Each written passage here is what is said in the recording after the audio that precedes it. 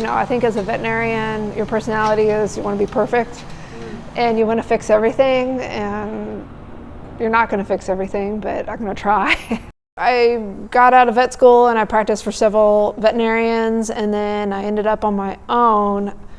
I was pregnant, about 8 months pregnant, and starting my own business out of a trailer house, and started on the road and hired a nanny, and mostly did equine at that time. And I had my baby and we put her in the truck and we started doing calls, and quickly realized that trailer house wasn't compatible with practice that I wanted to grow. And so it took a little bit of while, but my business manager and I got together and we planned and saved up and eventually built our practice, our clinic. So that's where we're at now. You start with nothing. It's just hard to build that up, and you have to have a lot of money and a lot of trust in God to bring the pieces together.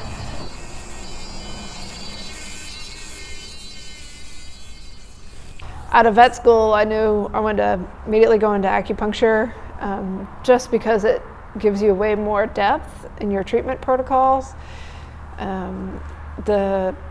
Not necessarily the acupuncture, but also the herbs. So I use a lot of Chinese herbs and Western herbs to help, and it makes a big difference in how I treat my animals. So C3, side bending left.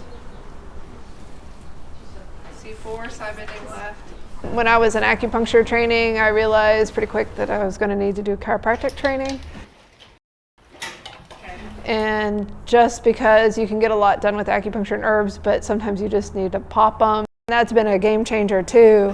Is this it right here? It's on the left.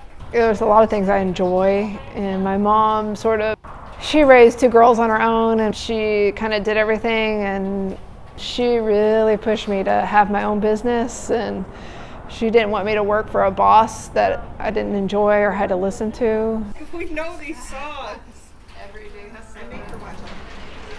The biggest part is, taking the time to listen to the client and their concerns, and acknowledging that these animals are like family members.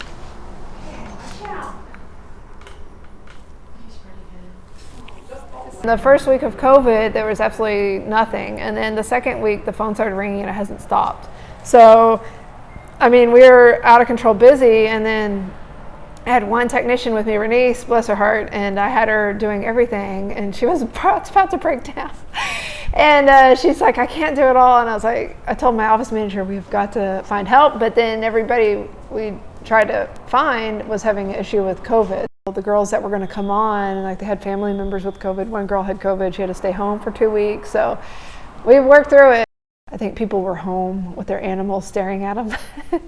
And then I think a lot of people could not go out to eat or travel or do other things, so they had money to spend on their animals and have them seen. So it was different. It was really hard.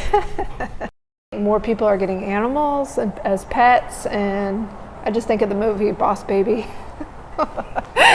So they're getting puppies instead of babies, which is, I can see why. I have one kid, and it's very it consumes all of your being and finances. So and dogs, you walk in and your little kid's like, what's for dinner, and what are we going to go ride horses, and then your dog's like, I love you.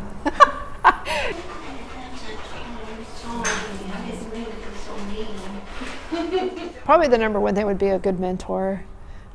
I think somebody that appreciates you and will take the time to teach and guide you. So I didn't really have a whole bunch of that, and I was kind of willy-nilly.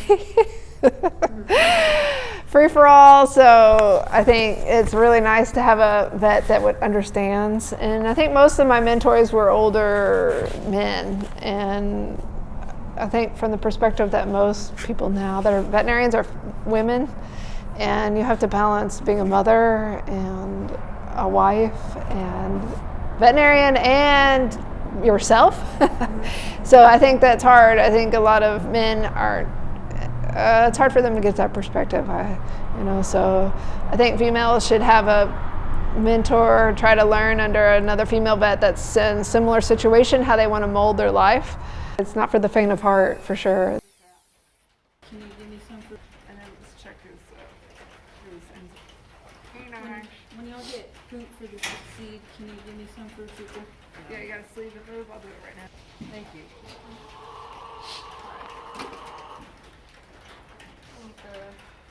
Handy dandy pliers. No.